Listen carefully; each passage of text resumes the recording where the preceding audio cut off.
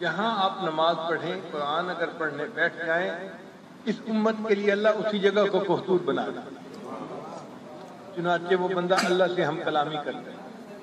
حدیث مبارکہ میں آتا ہے کہ جب بندہ پڑھتا ہے الحمدللہ رب العالمین، اللہ فرماتے ہیں حمدنی عبدی، میرے بندے نے میری حمد بیان کی۔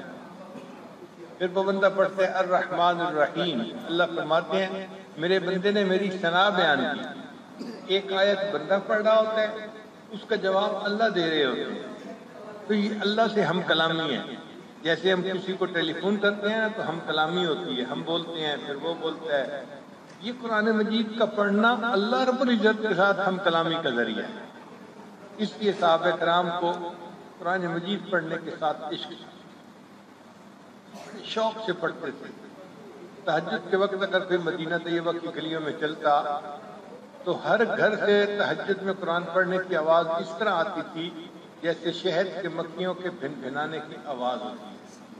پورا شہر اس وقت جاگ رہا ہوتا تھا اور لوگ اللہ کے کلام کو پڑھ رہے ہوتے تھے قرآن تہجد کی نماز میں۔ اگر کبھی ہمیں یہ لذت نصیب ہو جائے تو ہماری کوئی رات قرآن مجید کی تلاوت سے خالی نہ جائے۔ مصیبت یہ ہے کہ ہمیں قرآن مجید کی لذت آتی ہی نہیں ہے، محسوس ہی نہیں ہوتی۔ اب اگر ایک چھوٹا بچہ ہو، اس کو نکاح کی لذت کا کیا پتہ؟ اس کو اگر کہہ دیں کہ جی آپ ایک بسکٹ لے لیں اور ادھر سے باہر کہیں نہ جائیں تو وہ مطمئن ہو جائے گا۔ لیکن جس بندے کی شادی کی رات ہو، رخصتی کی رات ہو، اس کو آپ کہیں جی ہم آپ کو بہترین کھانا کھلاتے ہیں، آپ اپنے گھر نہ جائیں، وہ ہنسے گا کہ کیسے بیوقوف لوگ ہیں۔ کھانے کی لذت تو کیا تعلق ہے اس لذت کے ساتھ جو میاں بیوی کو ملتی ہے۔ تو جس طرح نابالغ بچہ بلوغ کی لذتوں کو نہیں جانتا، ہم روحانی نابالغ ہیں، قرآن مجید کی لذتوں کو نہیں جانتے۔ اللہ فرماتے ہیں لا یمسہ الا المطہرون، قرآن مجید کو کوئی ہاتھ نہیں لگا سکتا سوائے اس کے جو پاک ہو۔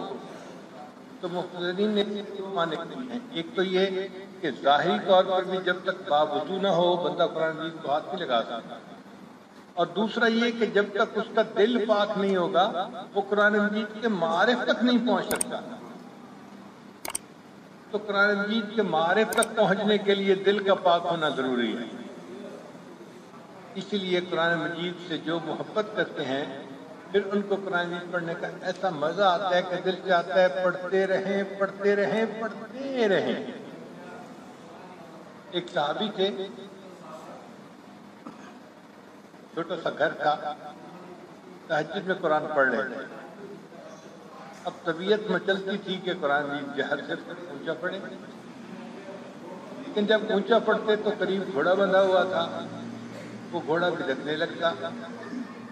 تو ڈر ہوتا کہ میرا بیٹا چارپائی پر سویا ہوا ہے، کہیں گھوڑا بھدکے اور اس کو لات نہ مار دے، نقصان نہ ہو، تو پھر آہستہ پڑھتے تھے تو گھوڑا سکون میں آ جاتا تھا۔ پھر اونچا پڑھتے پھر گھوڑا بھدکنے لگتا، پھر آہستہ پڑھتے ڈر کی وجہ سے، پھر اونچا پڑھتے پھر آہستہ پڑھتے، پوری رات اسی طرح گزر گئی۔ وہ فرماتے ہیں کہ جب میں نے سلام پھیرا تو میں نے دیکھا کہ کچھ روشنیاں ہیں جو میرے سر سے قریب تھیں اور وہ پیچھے آسمانوں کی طرف واپس جا رہی تھی۔ جب صبح ہوئی تو انہوں نے نبی علیہ السلام کو یہ سارا واقعہ سنایا۔ اے اللہ کے ساتھ یہ بات پیش آئی، نبی علیہ السلام نے فرمایا اگر تم قرآن پڑھتے رہتے، یہ اللہ کے فرشتے تھے، آج مدینہ کے لوگ اللہ کے فرشتوں کو آنکھوں سے دیکھ لیتے۔ تو جو قرآن پڑھتے ہیں آسمان سے فرشتے اتر آتے ہیں اس کو قرآن سننے کے لیے۔ اس لیے صحابہ رضی اللہ عنہ کو شوق تھا قرآن مجید پڑھنے کا، اتنے شوق سے پڑھتے تھے کہ اللہ کو پیار آتا تھا۔ چنانچہ ایک صحابی تھے حضرت کعب رضی اللہ تعالیٰ عنہ، ان کے بارے میں آتا ہے کہ قرآن مجید بہت اچھا پڑھتے تھے۔ ایک مرتبہ نبی علیہ السلام نے انہیں فرمایا کہ کعب مجھے سورہ بینہ سناؤ۔ تو کعب رضی اللہ عنہ، اے اللہ نبی صلی اللہ علیہ وسلم، قرآن مجید تو آپ پر نازل ہوا، میں آپ کے سامنے قرآن سناؤں؟ تو نبی علیہ السلام نے فرمایا کہ ہاں مجھے ایسے ہی حکم ہوا ہے۔ تو کعب رضی اللہ عنہ پہچان گئے کہ نبی علیہ السلام کو اوپر سے اشارہ ہوا ہے۔ انہوں نے سوال پوچھا اے اللہ کے نبی صلی اللہ علیہ وسلم اللہ سمانی، کیا اللہ تعالیٰ نے میرا نام لے کر پیغام دیا ہے؟ نبی السلام نے فرمایا نعم اللہ سماک، ہاں کعب اللہ نے تمہارا نام لے کر کہا، کعب سے کہو قرآن سنائے، محبوب آپ بھی سنیں گے، میں رب رحمان بھی سنوں گا۔ وہ کیسے خوش نصیب لوگ تھے کہ جن سے قرآن سننے کی فرمائشیں رب رحمان کی طرف سے آتی تھی۔ چنانچہ نبی علیہ السلام ایک مرتبہ سفر میں تھے، ایک جگہ پڑاؤ ڈالا تو آپ صلی اللہ علیہ وسلم نے فرمایا کہ بھئی سب لوگ تھکے ہوئے ہیں، سو جائیں، مگر 2 بندے ہوں جو پہرا دیں، ایسا نہ ہو کہ دشمن شب خون مارے اور ہمارا نقصان ہو جائے۔ تو 2 صحابی تھے، وہ تیار ہو گئے، اب سارا مجمع سو گیا، یہ دونوں جاگ رہے تھے۔ انہوں نے آپس میں بات کی کہ بھائی ہم دونوں جاگ رہے ہیں تو ایسا نہ ہو کہ ہم دونوں کو نیند آ جائے اور جو ہمارے ذمے کام ہے اس میں نقص واقع ہو جائے، تو بہتر یہ ہے کہ ایک بندہ سو جائے، ایک جاگتا رہے، پھر ایک سو جائے، وہ سو جائے، دوسرا جاگ جائے گا، تو پوری رات جاگیں گے بھی صحیح اور نیند بھی نہیں آئے گی۔ چنانچہ جو صحابی تھے وہ تو سو گئے اور دوسرے جو تھے انہوں نے جاگنا شروع کر دیا۔ پھر انہوں نے سوچا کہ میں ایسے ہی جاگ رہا ہوں تو کیا فائدہ، بہتر ہے کہ میں 2 رکعت نفل پڑھ لوں اور اللہ کا قرآن پڑھ لیتا ہوں۔ چنانچہ انہوں نے 2 رکعت کی نیت باندھی اور سورہ کہف کی تلاوت شروع کر دی۔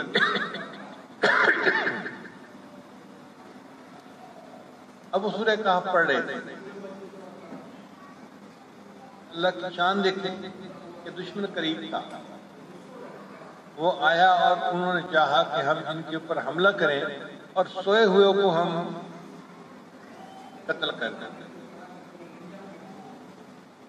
مگر ان کو محسوس ہوا، کچھ آواز محسوس ہوتی ہے اور ایک چٹان کے اوپر ایسے لگتا ہے جیسے کوئی مینارہ سا کھڑا ہے، اندھیرے کی وجہ سے یہ نہیں پتہ چل رہا تھا کہ یہ کوئی بندہ ہے یا کوئی اور چیز ہے، درخت ہے۔ انہوں نے کہا کہ اب کیا کریں؟ دونوں نے آپس میں مشورہ کیا دشمنوں نے کہ تیر مار کے دیکھتے ہیں، اگر تو بندہ ہوا تو حرکت کرے گا اور اگر درخت ہوا تو حرکت نہیں کرے گا۔ چنانچہ انہوں نے اندھیرے میں تیر مارا۔ اللہ کی شان دیکھیں کہ وہ تیر اس صحابی کو جسم میں لگا اور خون بہنے لگا۔ آنٹا چبھے تو خون بہتا ہے، تیر تو بہت گہرا لگتا ہے اور بہت زیادہ خون بہتا ہے، اور اس زمانے میں ابھی خون کے بہنے سے وضو ٹوٹنے کا مسئلہ واضح نہیں ہوا تھا، تو وہ صحابی قرآن پڑھتے رہے۔ تھوڑی دیر کے بعد دشمن نے دوسرا تیر مارا، وہ بھی ان کو لگا اور دوسری جگہ سے بھی خون بہنا شروع ہو گیا، وہ پھر بھی قرآن پڑھتے رہے۔ تھوڑی دیر بعد خیال آیا میرے جسم کی 2 جگہوں سے خون نکل رہا ہے، ایسا نہ ہو کہ زیادہ خون نکلنے کی وجہ سے میں بے ہوش ہو جاؤں تو میرا تو ساتھی بھی سویا ہوا ہے اور دشمن پھر سب کے اوپر حملہ کر دے گا، نقصان ہوگا، اور جو نبی علیہ السلام نے ڈیوٹی لگائی اس میں کوتاہی ہو جائے گی۔ تو انہوں نے جلدی سے سلام پھیرا اور اپنے ساتھی کو جگایا اور ساتھی کو جگاتے ہوئے عجیب الفاظ کہے کہ اگر مجھے فرض منصبی میں کوتاہی کا ڈر نہ ہوتا میں تیروں پہ تیر تو کھاتا رہتا، سورہ کہف کو مکمل پڑھے بغیر سلام نہ پھیرتا۔ کتنا مزہ آتا ہوگا کہ میں تیروں پہ تیر کھاتا رہتا، سورہ کہف کو مکمل پڑھے بغیر سلام نہ پھیرتا۔ ایسا لطف آتا تھا، ایسا مزہ آتا تھا۔ کاش کہ اللہ کرے ہمیں بھی قرآن مجید کے پڑھنے میں ایسا ہی مزہ آئے۔ سچی بات یہ ہے، گرمی کے موسم میں ایک بندہ گھر میں آئے اور اس کو وائف آئس کریم دے دے تو وہ بندہ آئس کریم کے ایک ایک چمچ کو مزے لے لے کے کھا رہا ہوتا ہے۔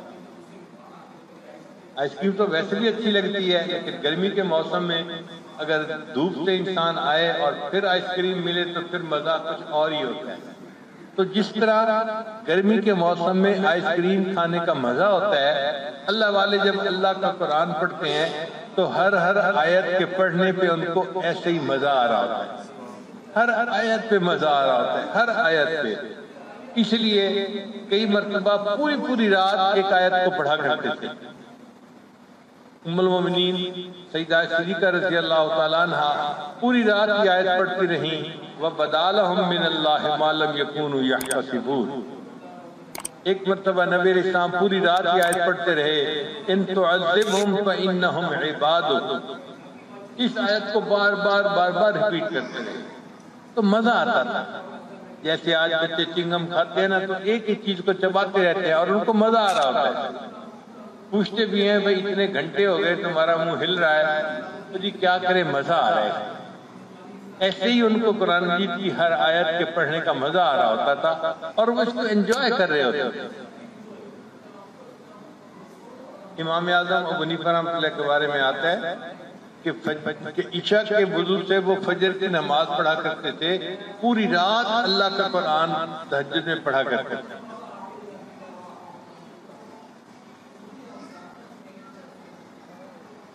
وہ زمانے میں معزز سے مسلمان ہو کر ہم ہوئے خار تارک قرآن ہو، وہ مسلمان ہو کر عزت پا گئے کیونکہ ان کو قرآن سے محبت تھی اور قرآن مجید نے ان کو عزتیں دی تھی۔ آپ غور کیجئے، اگر آپ کسی جگہ ٹیکسی کھڑی دیکھیں تو آپ فوراً سمجھ جائیں گے کہ یہ مسافروں کو ایک جگہ سے دوسری جگہ لے جانے والی مشین ہے۔ اگر آپ بس کھڑی دیکھیں تو آپ سمجھ جائیں گے یہ اسکول کے بچوں کو ایک جگہ سے دوسری جگہ پہنچانے والی بس ہے۔ اگر آپ ٹرک کو کھڑا دیکھیں تو سمجھ جائیں گے کہ یہ سامان کو ایک جگہ سے دوسری جگہ پہنچانے والی گاڑی ہے۔ اور اگر آپ کرین کو کسی جگہ کھڑا دیکھیں فوراً پہچان جائیں گے یہ بھاری چیزوں کو نیچے سے اٹھا کر اوپر پہنچانے والی مشین ہے۔ تو جس طرح کرین بھاری چیزوں کو زمین سے اٹھا کر اوپر پہنچاتی ہے، قرآن مجید بھی اللہ رب العزت نے ایک کلام بھیجا ہے یہ گرے پڑے لوگوں کو نیچے سے اٹھا کے عزتوں کے مقام پہ پہنچا دیتا ہے۔ جو بندہ قرآن مجید کی اب کے ساتھ محبت کر لے گا، دوستی کر لے گا، قرآن مجید کی تعلیمات کو اپنے اوپر لاگو کر لے گا اور اس کو کثرت کے ساتھ پڑھے گا، اللہ اس کو عزتیں دے گا۔ ان اللہ یرفع بہذا الکتاب اقواما، اللہ تعالیٰ اس کتاب کے ذریعے قوموں کو بلندی عطا فرماتا ہے۔ کوئی فرد اگر قرآن مجید پر عمل کرے گا تو فرد کو عزت ملے گی، کوئی قوم اگر اس پر عمل کرے گی تو اللہ قوم کو عزت عطا فرمائے گا۔ چنانچہ حضرت عمر رضی اللہ تعالیٰ عنہ کا واقعہ ہے، اپنے زمانہ خلافت میں فوج کے ساتھ مکہ مکرمہ ایک پہاڑی سے اتر رہے تھے، نیچے ان کی نظر پڑی تو وہ رک گئے۔ دوپہر کا وقت تھا، چلچلاتی دھوپ تھی، ہر بندہ پسینے میں شرابور، تو دھوپ میں کھڑا ہونا بڑا مشقت۔ تو ایک جو قریب ساتھی تھے انہوں نے کہا امیر المومنین خیر تو ہے، آپ یہاں پر کھڑے کیا دیکھ رہے ہیں کہ آپ کی وجہ سے لوگوں کو اتنی تکلیف ہے؟ تو امیر المومنین نے فرمایا کہ میں اس وادی کو دیکھ رہا ہوں جہاں اسلام لانے سے پہلے میرا والد خطاب مجھے بھیجتا تھا اونٹ چرانے کے لیے، اور مجھے اونٹ چرانے کا طریقہ نہیں آتا تھا، اور میرے اونٹ خالی پیٹ واپس جاتے تھے تو شام کو میرا والد خطاب مجھے جھڑکی دیتا تھا، مجھے ناراض ہوتا تھا، کہتا تھا عمر تو بھی کیا زندگی گزارے گا، تجھے تو اونٹ چرانے کا طریقہ بھی نہیں آتا۔ میں اس وقت کو یاد کر رہا ہوں جب عمر کو اونٹ چرانے کا طریقہ یاد نہیں آتا نہ تھا، اور آج اس وقت کو دیکھ رہا ہوں جب اسلام اور قرآن کے صدقے اللہ نے عمر کو امیر المومنین بنا دیا ہے۔ تو اللہ اس طرح بندے کو عزتیں عطا فرماتے ہیں۔ اس دنیا میں جس کو عزت ملی، آپ اس کے حالات پڑھ کے دیکھ لیں، وہ قرآن مجید کا عاشق ہوگا۔ جس کو عزت ملی، سیدنا صدیق اکبر عنہ پوری امت میں سب سے آگے نکل گئے۔ حدیث پاک میں آتا ہے کہ وہ قرآن مجید پڑھنے میں باقی صحابہ سے آگے نکل گئے، قرآن مجید پڑھتے رہتے تھے اور اس کے معنی کو سمجھ کے روتے رہتے تھے۔ اس لیے سیدہ صدیق پر جب بہتان لگا تھا تو نبی علیہ السلام جب ان کے گھر گئے تو ابوبکر صدیق اس وقت بیٹھے قرآن کی تلاوت کر رہے تھے۔ یہ قرآن مجید دلوں کو تسلی دے دیتا ہے۔ کوئی اداس بندہ ہو، کوئی پریشان بندہ ہو، وہ بیٹھ کے اللہ کا قرآن پڑھے، قرآن مجید اس کے دل کو سکون دے دیتا ہے، اس کے دل کو تسلی دے دیتا ہے۔ حضرت عمر لانو عاشق قرآن تھے، حضرت عثمان غنی عاشق قرآن تھے، اور حضرت علی لانو عاشق قرآن تھے۔ اللہ نے دیکھو ان کو خلفائے راشدین بنا دیا۔ اس کے بعد اگر آپ دیکھیں تو 4 ائمہ جو گزرے، ائمہ فقہا، امام مالک رحمۃ اللہ علیہ عاشق قرآن تھے، امام احمد بن حنبل تو عاشق قرآن تھے، اور ان کی تو قصے بڑے مشہور ہیں کہ مسئلہ خلق قرآن میں انہوں نے کتنی قربانیاں دی۔ پھر امام شافعی رحمۃ اللہ علیہ عاشق قرآن تھے، اور امام اعظم ابو حنیفہ رحمۃ اللہ علیہ تو بڑے عاشق قرآن تھے۔ رمضان شریف میں 63 قرآن مجید روزانہ یعنی رمضان شریف میں پڑھا کرتے تھے۔ 1 قرآن دن میں، 1 قرآن رات میں، یہ 60 ہو گئے، اور 3 قرآن مجید تراویح میں پڑھا کرتے تھے۔ تو 63 قرآن مجید رمضان شریف میں ختم کیا کرتے تھے۔ امام شافعی رحمۃ اللہ اپنے بارے میں فرماتے ہیں کہ میں ایک مرتبہ حج کے بعد مکہ مکرمہ سے مدینہ گیا، مجھے راستے میں 16 دن لگے، اور میں نے 16 دنوں میں 16 مرتبہ قرآن مجید کو مکمل پڑھ لیا۔ ایک قرآن مجید کو پڑھنا ان کا معمول تھا۔ اس کے بعد آگے دیکھیں کہ اس امت میں شیخ القادر جیلانی رحمۃ اللہ علیہ کو اللہ نے بڑی عزتوں سے نوازا۔ خواجہ معین چشتی اجمیری رحمۃ اللہ علیہ، حضرت خواجہ نظام الدین اولیاء رحمۃ اللہ علیہ، حضرت خواجہ بہاؤالدین نقشبند بخاری رحمۃ اللہ علیہ، یہ سب حضرات قرآن مجید کے عاشق تھے۔ پھر قریب کے زمانے میں حضرت مولانا الیاس رحمۃ اللہ علیہ کو اللہ نے دین کے لیے قبول کیا، اور ان کی وجہ سے تبلیغ جماعت کا جو کام چلا، آج دنیا کے بیشتر ملکوں میں اس جماعت کی وجہ سے ہدایت کا کام چل رہا ہے۔ وہ عاشق قرآن تھے، اور ان کے والد بھی عاشق قرآن تھے۔ علماء دیوبند کو اگر آپ دیکھیں تو حضرت مولانا قاسم نانوتوی رحمۃ اللہ وہ بھی عاشق قرآن تھے، حضرت شیخ الہند رحمۃ اللہ علیہ عاشق قرآن تھے، حضرت مولانا حسین احمد مدنی رحمۃ اللہ عاشق قرآن تھے، حضرت مولانا رشید احمد گنگوئی رحمۃ اللہ علیہ عاشق قرآن تھے، حضرت شیخ العزیز مولانا زکریا رحمۃ اللہ علیہ عاشق قرآن تھے۔ جن جن کو دیکھیں کہ اللہ نے ان کو عزتوں سے نوازا، یہ سب وہ لوگ تھے جو قرآن سے عشق کا درجہ رکھتے تھے، محبت کا درجہ رکھتے تھے۔ کاش کہ ہم بھی قرآن مجید سے محبت کا تعلق پیدا کر لیں۔ آج آئی پیڈ کے ساتھ محبت ہوتی ہے، کمپیوٹر کے ساتھ محبت ہوتی ہے، سیل فون کے ساتھ محبت ہوتی ہے، اور انسان ہر وقت اسے اپنے قریب رکھتا ہے، اس کو دیکھتا رہتا ہے، ہاتھ میں پکڑتا ہے، اور خون سنتا رہتا ہے۔ اگر ہمیں قرآن مجید کے ساتھ محبت ہوتی تو ہم بھی قرآن مجید کو دن میں کئی مرتبہ تلاوت کرتے۔ پورا دن گزر جاتا ہے، قرآن مجید کی تلاوت کا وقت نہیں ملتا۔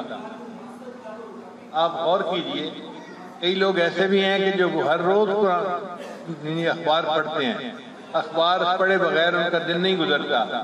بھئی جتنا لوگ اخبار کو درجہ دیتے ہیں، اللہ کے قرآن کو اتنا تو درجہ دے دیں کہ ہم بھی روز قرآن مجید کو کھولیں اور پڑھیں۔ بہانہ بنا دیتے ہیں جی فرصت نہیں ہوتی۔ حقیقت میں تو بات پرائورٹی کی ہے، جس کو پرائورٹی ملتی ہے اس کو ہم کر لیتے ہیں، اور جس کی پرائورٹی نہیں ہوتی ہم اس کو چھوڑ دیتے ہیں۔ کچھ ایسے بھی لوگ تھے کہ قرآن مجید کی تلاوت کے بغیر ان کا دن نہیں گزرتا تھا، روزانہ قرآن مجید کی تلاوت کرتے تھے۔ پھر اللہ رب العزت نے ان کو دنیا میں عزتیں بھی دی۔ چنانچہ قرآن مجید کا جو عاشق ہوتا ہے وہ اللہ کا محبوب ہوتا ہے، اور نبی علیہ السلام کو بھی محبوب ہوتا ہے۔ مسجد نبی کے ایک قاری تھے، ان کا نام تھا امام عاصم رحمۃ اللہ علیہ۔ ان کے منہ سے بڑی خوشبو آتی تھی۔ ایک شاگرد ان کے پیچھے پڑ گیا، حضرت آپ کوئی الائچی منہ میں رکھتے ہیں یا کوئی اور چیز کہ آپ کے منہ سے اتنی خوشبو آتی ہے؟ کہ نہیں بھئی میں تو منہ میں کوئی چیز بھی نہیں رکھتا۔ حضرت یہ اتنی جو خوشبو آتی ہے تو آخر اس کی کیا وجہ؟ انہوں نے اس کو بہت ٹالا، وہ ٹلنے والا نہیں تھا۔ تو بالآخر انہوں نے بتایا کہ بھئی مجھے ایک رات خواب میں نبی علیہ السلام کی زیارت نصیب ہوئی، تو اللہ کے حبیب صلی اللہ علیہ وسلم نے خواب میں فرمایا، عاصم تو میری مسجد میں اللہ کا قرآن پڑھاتا ہے، آؤ میں تمہارے لبوں کو بوسہ دوں۔ تو جب سے نبی علیہ السلام نے خواب میں میرے لبوں کو بوسہ دیا، تب سے میرے منہ سے خوشبو آتی۔ تو تو جو قرآن مجید کا عاشق ہوتا ہے اللہ کے محبوب صلی اللہ علیہ وسلم کا وہ محبوب بن جاتا ہے، اللہ کا محبوب بن جاتا ہے، اور قرآن مجید قیامت کے دن اس بندے کی شفاعت کرے گا۔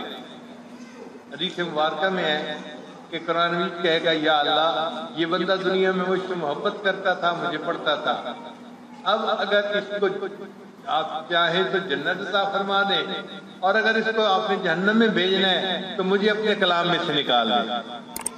حدیث مبارکہ میں ہے قرآن مجید ایسا جھگڑالو ہے کہ اللہ اس کی بات کو مان لیں گے اور اس بندے کو بالآخر جنت عطا فرما دیں۔ اور جس کے سینے میں قرآن ہوگا پھر اللہ تعالیٰ قیامت کے دن اس کی عزت افزائی فرمائیں گے، اس کو اللہ تعالیٰ ایسا تاج پہنائیں گے کہ اگر سورج کسی گھر میں آ جائے اس گھر میں اتنی روشنی نہیں ہوگی جتنا اس تاج کے اندر روشنی ہوگی، اور یہ تاج اللہ اس کے والدین کو پہنائیں گے۔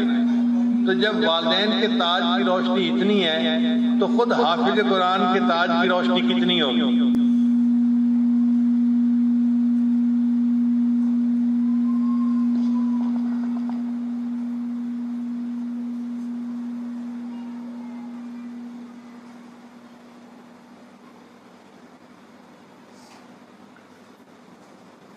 آج وقت ہے قرآن مجید کے ساتھ اپنی محبت کے آغاز کرنے کا۔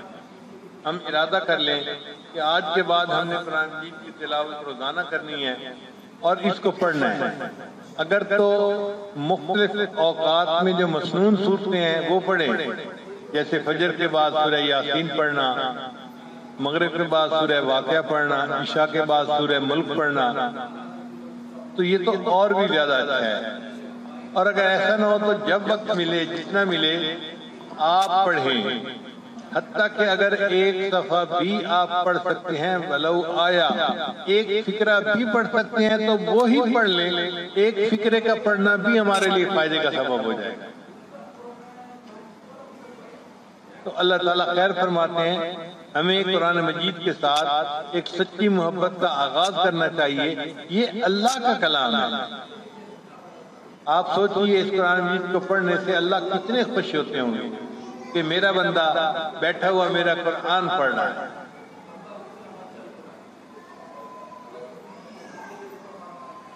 جیسے انسان کے جسم کے اندر روح ہوتی ہے نا تو روح زندہ ہوتا ہے، جسم زندہ ہوتا ہے، اگر روح نکل جائے تو جسم مردہ ہو جاتا ہے۔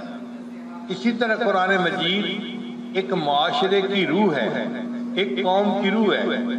اللہ فرماتے ہیں وَكَذَلِكَ أَوْحَيْنَا إِلَيْكَ رُوحًا مِّنْ أَمْرِنَا، اللہ نے قرآن مجید کو روح فرمایا، یہ روح ہے جو ہم نے اتاری ہے۔ تو جس قوم میں قرآن مجید کی تعلیمات آ جاتی ہیں اس قوم کے اندر نئی روح آ جاتی ہے اور وہ زندہ قوم بن جاتی ہے۔ صحابہ کرام اسی قرآن مجید کو لے کر نکلے تھے اور دیکھیں اللہ نے ان کو کیسے عزتوں کے تاج عطا فرمائے۔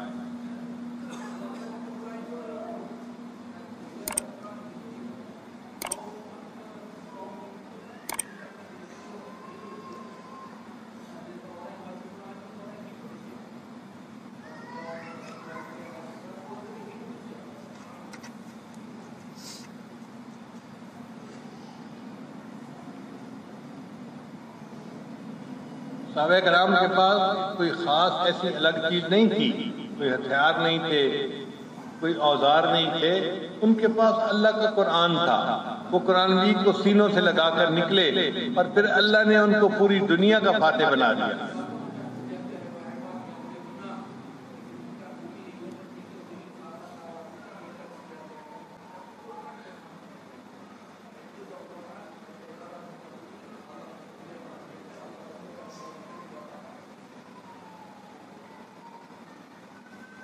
ہم بھی قرآن مجید سے محبت کریں تاکہ جب قیامت کے دن اللہ کے سامنے پیش ہوں اللہ ہم سے پوچھے میرے بندے کیا لائے، تو ہم اتنا عرض کر سکیں اللہ تیرے کعبے کو جبینوں سے بسایا ہم نے، تیرے قرآن کو سینوں سے لگایا ہم نے۔ اللہ وہ وقت تھا کہ جب دنیا قرآن مجید سے ناآشنا تھی، بیگانہ بن کے زندگی گزار رہی تھی۔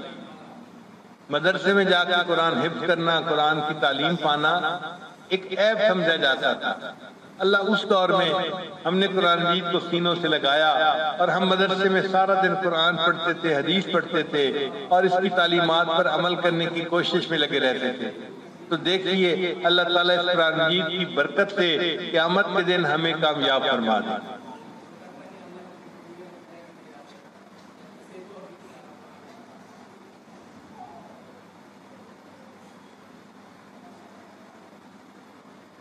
یہ قرآن مجید نسخہ شفا ہے۔ انسان کے باطن میں جتنی بیماریاں ہیں قرآن مجید کے پڑھنے سے وہ ساری بیماریاں دور ہو جاتی ہیں۔ وَيَشْفِ صُدُورَ قَوْمٍ مُؤْمِنِينَ فَإِذَا مَرِضْتُ فَهُوَ يَشْفِينِ شِفَاءٌ لِمَا فِي الصُّدُورِ هُدًى وَرَحْمَةٌ لِّلْمُؤْمِنِينَ وَنُنَزِّلُ مِنَ الْقُرْآنِ مَا هُوَ شِفَاءٌ وَرَحْمَةٌ لِّلْمُؤْمِنِينَ وَلَا يَزِيدُ الظَّالِمِينَ إِلَّا خَسَارًا۔ اللہ فرماتے ہیں قُلْ هُوَ لِلَّذِينَ آمَنُوا هُدًى وَشِفَاءٌ، کہ یہ ایمان والوں کے لیے ہدایت ہے اور نسخہ شفا ہے۔ اب دیکھیں ہم باطنی بیماریوں میں زندگی گزارتے پھر رہے ہیں اور نسخہ شفا ہمارے پاس موجود ہے، ہم اس کو استعمال نہیں کرتے، اس سے فائدہ نہیں اٹھاتے۔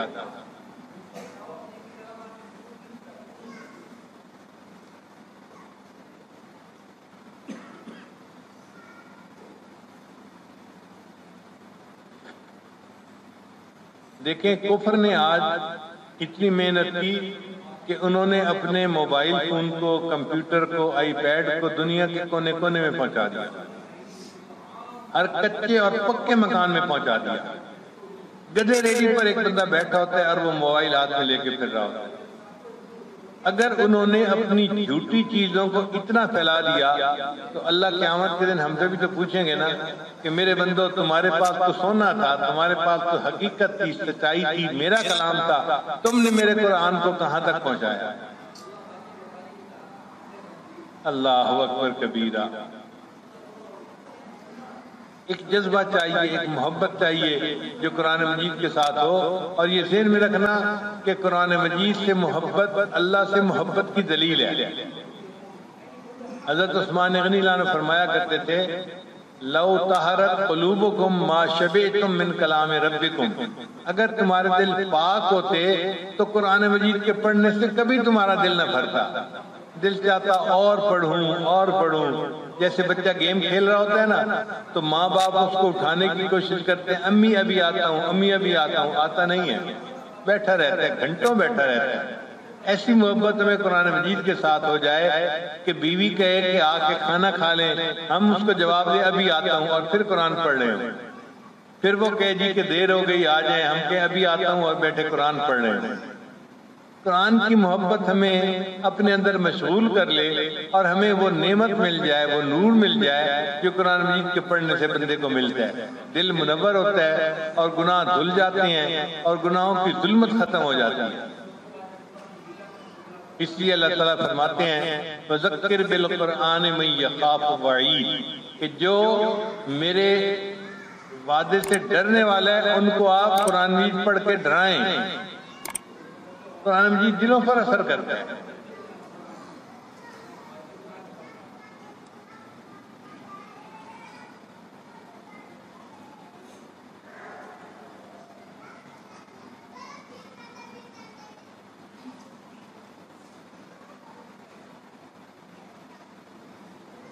ہمارے اسلاف تو ایک منزل روزانہ پڑھا کرتے تھے۔ میں نے اپنے والد صاحب کو پوری زندگی دیکھا، ایک منزل روزانہ قرآن مجید کی 7 منزلیں ہیں، تو ہر جمعرات کو ان کا قرآن مجید ختم ہونے کی دعا ہوتی تھی۔ ہم بچے تھے، ہمیں پتہ نہیں ہوتا تھا، بس اتنا پتہ ہوتا تھا کہ آج ابو جی نے دعا کرنی ہے۔ وہ جمعرات کے دن قرآن مجید کی آخری منزل پڑھتے تھے اور ختم قرآن کی دعا کرتے تھے۔ ہر ہفتے قرآن مجید ختم کرتے تھے۔ اور کئی ایسے بھی حضرات تھے کہ جو روزانہ قرآن مجید پڑھتے ہیں۔ آج اس دور میں ایسے لوگ موجود ہیں جو ایک قرآن مجید روزانہ پڑھتے ہیں۔ ہمارے اپنے تعلق والے لوگوں میں سے 4 خواتین حضرات ایسے ہیں جن کا معمول ہے روزانہ ایک قرآن مجید پڑھنے کا۔ اچھا بعض کی عمر تو ذرا زیادہ ہے، 40-50s میں ہے، ایک بچی ان میں سے بہت چھوٹی عمر کی ہے اور وہ بھی ایک قرآن مجید روزانہ پڑھتی ہے۔ ہم ایک ملک میں گئے تو ایک صاحب نے ہمیں ناشتے کے لیے گھر آنے کی دعوت دی۔ ہم ان کے گھر گئے، انہوں نے واقعہ سنایا، کہنے لگے جی کہ میری بیوی کو بریسٹ کینسر ہو گیا، ڈاکٹر کو چیک کروایا تو ڈاکٹر نے کہا کہ کینسر اتنا پھیل گیا ہے کہ 1 مہینہ کے اندر اندر اس کی وفات ہو جائے گی۔ اگر تم اس کی ڈیڈ باڈی ملک میں لے جانا چاہتے ہو تو ابھی لے جاؤ، زندہ لے جاؤ، ڈیڈ باڈی کو لے جانا مشکل ہوتا ہے۔ کہتے ہیں میں نے آ کے بیوی کو سارا بتا دیا کہ آپ کو کینسر ہے اور کینسر اتنا پھیل گیا ہے کہ 1 مہینے کے اندر اندر وفات ہو جائے گی۔ اس نے کہا میری فکر نہ کریں، آپ اپنی جاب کریں اور جب میری موت آ جائے تو مجھے یہیں دفن کر دینا، پیچھے ملک لے جانے کی ضرورت نہیں ہے۔ میں نے کہا تم کرو گی کیا؟ کہنے لگی میرے پاس ایک شفا کا نسخہ ہے، میں وہ استعمال کروں گی۔ چنانچہ اس کی عمر لڑکی کی تھی 31 ایئر، 31 سال۔ 31 سال تو بہت جوانی کی عمر ہوتی ہے۔ اس نے ایک قرآن مجید روزانہ پڑھنا شروع کر دیا۔ وہ صبح ناشتے کے بعد قرآن مجید کھول کے بیٹھتی اور مغرب تک ایک قرآن مجید پورا پڑھ لیتی، پھر اس کو پانی پہ دم کر کے پانی پی لیتی۔ کہنے لگا آج میری بیوی کو 4 سال گزر گئے ہیں اور وہ اس قرآن مجید کی تلاوت کے بدلے صحت کی زندگی گزار رہی ہے۔ تو جسمانی بیماریوں کو بھی صحت ملتی ہے، روحانی بیماریوں کو بھی صحت ملتی ہے۔ یہ اللہ کا قرآن ہے، اس میں بہت منافع ہیں، ہمیں تو ابھی پتہ ہی نہیں، ہم تو واقف ہی نہیں کہ ہم کیا کیا برکتیں حاصل کر سکتے ہیں۔ جب نبی علیہ السلام نے فرما دیا تبرک بالقرآن فإنہ کلام اللہ، قرآن پاک سے برکت حاصل کرو، یہ اللہ کا کلام ہے، اللہ کی ذات بھی برکت والی، تبارک الذی بیدہ الملک، اور اللہ کا نام بھی برکت والا، تبارک اسم ربک ذی الجلال والاکرام، اور اللہ کا قرآن بھی برکت والا۔ یہ برکت والا نسخہ ہمارے گھروں میں موجود ہے اور ہم پریشان ہیں، جی دعا قبول نہیں ہوتی، جی پریشانیاں دور نہیں ہوتی۔ بھئی اللہ کے بندے، یہ قرآن مجید اللہ نے بھیجا اس لیے تو تھا، قرآن مجید کی تلاوت کریں، دعا مانگیں، اللہ ہاتھوں کو خالی نہیں لوٹائیں گے بلکہ اللہ دعاؤں کو قبول فرمائیں گے۔ مگر ایک محبت کا تعلق ہونا چاہیے، ہر عورت، ہر مرد گھر کا، ہر چھوٹا ہر بڑا قرآن مجید کے ساتھ محبت، عشق کا تعلق رکھتا ہو۔ جب یہ کیفیت ہو جائے گی پھر آپ دیکھیں کہ قرآن مجید کی برکت سے ہمارے گھروں میں نور آئے گا، سکون آئے گا، ہمارے رزق میں برکت ہوگی، ہماری عبادات میں برکت ہوگی، اور اللہ تعالی ہم سے محبت فرمائیں گے، اللہ کے محبوب صلی اللہ علیہ وسلم بھی ہم سے محبت فرمائیں گے۔ اللہ تعالی ہمیں عاشق قرآن بنا دے، حافظ قرآن بنا دے، عالم قرآن بنا دے، اللہ تعالی ہمیں ناشر قرآن بنا دے، اللہ تعالی ہمیں داعی قرآن بنا دے، قرآن مجید کو اللہ ہمارے دلوں کی بخار بنا دے۔ تو دعا ہے کہ اللہ تعالی ہم سب کو قرآن مجید کی وہ سچی محبت عطا فرمائے کہ قیامت کے دن قرآن مجید ہماری شفاعت کرے اور اس کی شفاعت کے صدقے اللہ تعالی ہمارے لیے جنت کا فیصلہ فرما دے۔ وآخر دعوانا ان الحمد للہ رب العالمین۔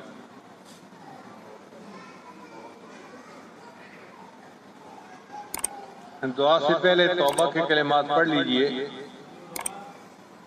دل میں یہ نیت کر لیجئے کہ ہم پچھلے گناہوں سے سچی پکی توبہ کر رہے ہیں اور آئندہ نیکوکاری کی زندگی گزارنے کا دل میں ارادہ کر رہے ہیں۔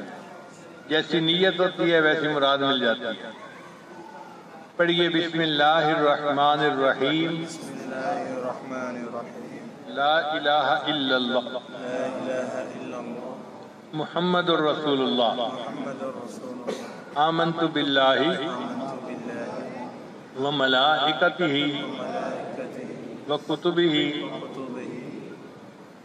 ورسلہ والیوم الآخر والقدر خیرہ وشرہ من اللہ تعالی والبعث بعد الموت، آمنت باللہ کما ہوا بأسمائہ وصفاتہ وقبلت جمیع احکامہ اقرار باللسان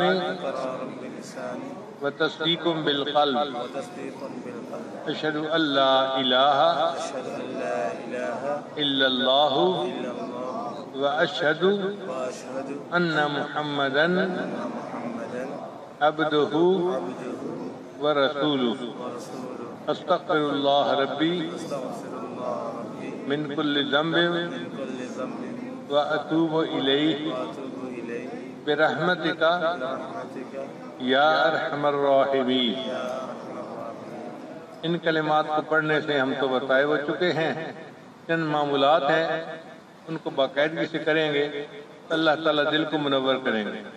پہلا عمل ہے 100 مرتبہ استغفار صبح شام پڑھنا، دوسرا عمل ہے 100 مرتبہ درود شریف صبح شام پڑھنا، تیسرا عمل ہے قرآن مجید کی تلاوت روزانہ کرنا، چوتھا ہے چلتے پھرتے ہر وقت دل میں اللہ کو یاد کرنا، دست بکار دل بیاد، ہاتھ کام کاج میں مصروف اور دل اللہ تعالیٰ کی یاد میں مصروف، اور پانچویں چیز ہے مراقبہ کرنا، جب نماز پڑھ کے فارغ ہوں تھوڑی دیر کے لیے اللہ سے لو لگا کے بیٹھ جائیں، اللہ کی رحمت آ رہی ہے، دل میں سما رہی ہے، دل کی ظلمت اور سیاہی دور ہو رہی ہے، اور میرا دل اللہ اللہ اللہ بول رہا ہے اور میں سن رہا ہوں۔ انشاءاللہ 10-15 منٹ مراقبہ کریں گے تو اس کی برکت آپ اپنے سینے میں محسوس کریں گے۔ اس کی مثال یوں سمجھیں، آپ سارا دن سیل فون پہ بات چیت کرتے ہیں، رات کو جب گھر آتے ہیں نا تو بیٹری ڈسچارج ہوئی ہوتی ہے، تو آپ اس کو چارجر کے ساتھ لگا کے رکھ دیتے ہیں 1 گھنٹے کے لیے۔ 1 گھنٹے کے بعد بیٹری پھر فل چارج ریچارج ہو جاتی ہے۔ ہم بھی سارا دن دکان پہ، دفتر میں، ادھر ادھر لوگوں سے انٹریکٹ کرتے ہیں تو ہماری کیفیات کی بیٹری ڈسچارج ہو جاتی ہے۔ اب اس کو ہم کیسے چارج کریں؟ مراقبہ اس کا طریقہ ہے۔ آپ مراقبے میں بیٹھیں، اللہ سے لو لگا کے بیٹھیں کہ اللہ کی رحمت آ رہی ہے اور میرے دل کو منور کر رہی ہے۔ آپ دیکھیں گے کہ دل کی بیٹری پھر چارج ہوگی اور اگلے دن پھر آپ اچھی کیفیت کے ساتھ دوبارہ لوگوں کے ساتھ ملاقات کریں گے۔ دعا سے پہلے ہم تھوڑی دیر مراقبہ کر لیتے ہیں۔ سب ذرا جہاں جہاں بیٹھے ہیں آنکھوں کو بند کر لیجئے، سر کو جھکا لیجئے، دنیا اور جو کچھ دنیا میں ہے اس سے ہٹ کٹ کے اللہ کی یاد میں ڈوب جائیے۔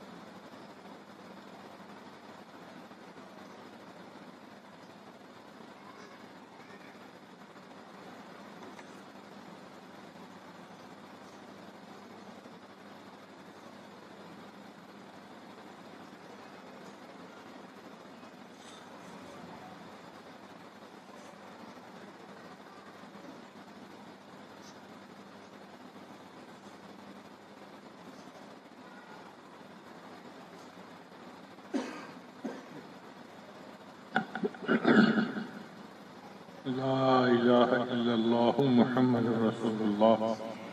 دعا کر لیجیے. سبحان ربی الاعلیٰ. اللہم صلی علی سیدنا محمد وعلی آل سیدنا محمد وسلم. اے رب کریم، ہم آپ کے عاجز مسکین بندے ہیں، ہمارے گناہوں کو معاف فرما، خطاؤں سے درگزر فرما، عیبوں کی پردہ پوشی فرما.